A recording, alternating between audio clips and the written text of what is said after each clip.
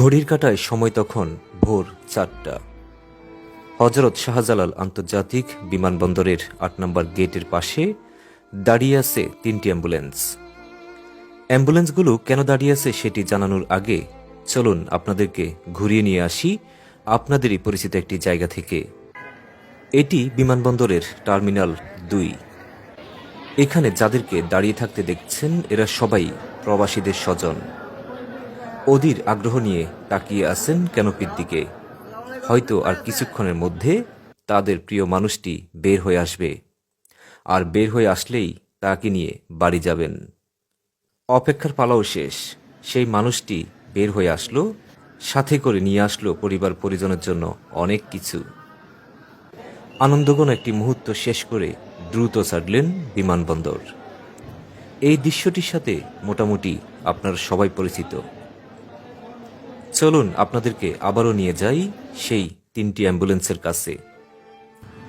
বিমানবন্দরের এই গেটটি অনেকে চিনেন না, এর সম্পর্কে জানেনও না।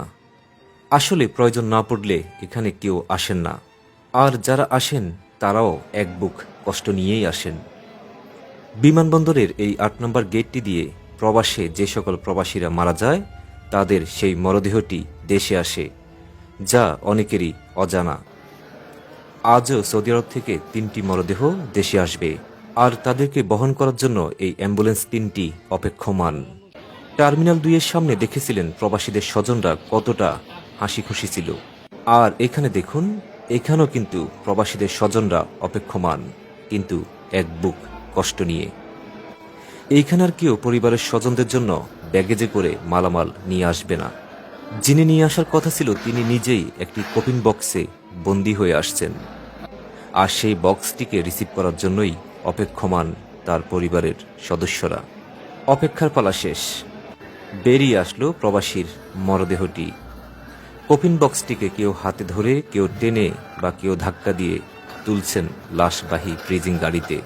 হতবাগা এই প্রবাসী ভাইয়ের মরদেহটি কিছুটা সময় এই ফ্রিজিং গাড়িতেই থাকুক। এই সুযোগে আপনাদেরকে কিছু গুরুত্বপূর্ণ তথ্য জানাই।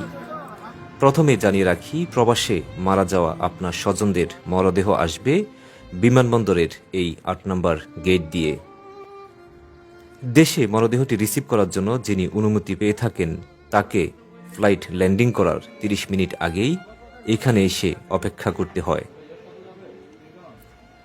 মরদেহটি রিসিভ করার সময় যিনি গ্রহণ করেন তার এনআইডি কার্ড সাথে করে আনতে হয়, আর সেই মরদেহটি রিসিভ করার পর গুরুত্বপূর্ণ কিছু কাজ শেষ করতে হয়।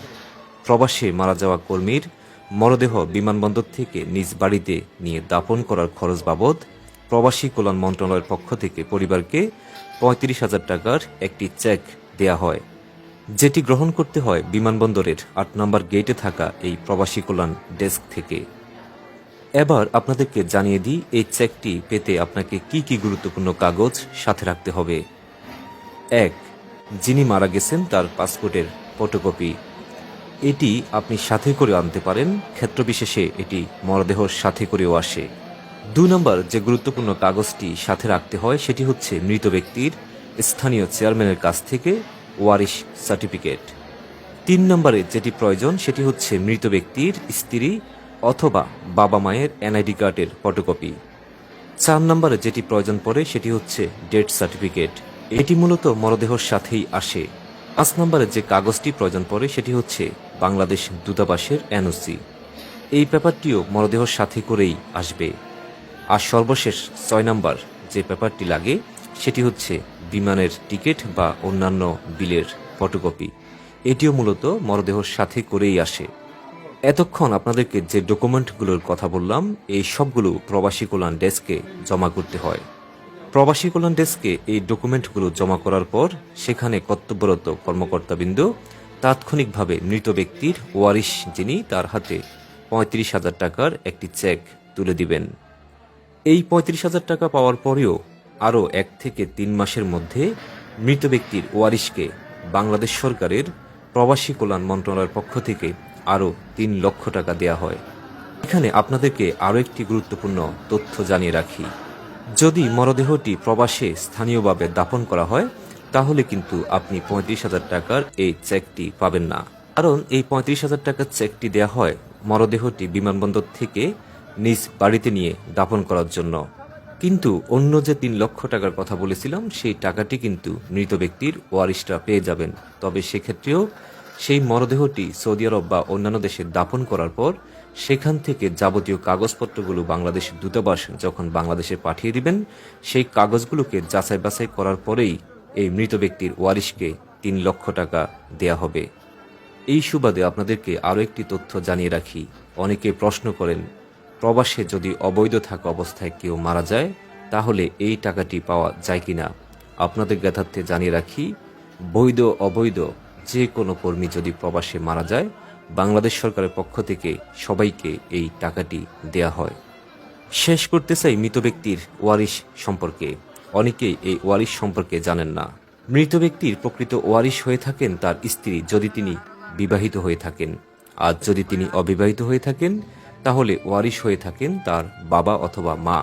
আবার কেউ কেউ বলে থাকেন মৃত ব্যক্তি এবং তার স্ত্রীর মধ্যে বিচ্ছেদ হয়ে গেছে। এমনটা যদি হয়ে থাকে তাহলে অবশ্যই ডিভোর্স লেটার দেখাতে হয়। আবার এমনটা যদি হয়ে থাকে মৃত ব্যক্তির স্ত্রী যদি মারা গিয়ে থাকেন তাহলে তার ডেথ সার্টিফিকেটও এখানে দেখাতে হয়। যখন মৃত ব্যক্তির স্ত্রীর আর কোনো কিছুই বাকি থাকলো না তখন ওয়ারিশ হবেন তার বাবা মা। এই ক্ষেত্রে যদি মৃত ব্যক্তির বাবা মাও মারা গিয়ে থাকেন তাহলে ওয়ারিশ হবেন তার সন্তানরা, অথবা এক্ষেত্রে তার ভাই বোনরা ওয়ারিশ হতে পারেন। প্রবাসীর মরদেহ বহনকারী গাড়িটি ছুটে চলছে গন্তব্যের উদ্দেশ্যে। প্রবাসে স্বাভাবিক বা অস্বাভাবিক মৃত্যু যেটি হোক না কেন এটি পরিবারের সদস্যদের জন্য খুবই কষ্টের। প্রবাসের মাটিতে মহান আল্লাহ পাক রব্বুল আলামিন আমাদের প্রিয় প্রবাসী ভাইদের হেফাজত করুক, আমিন।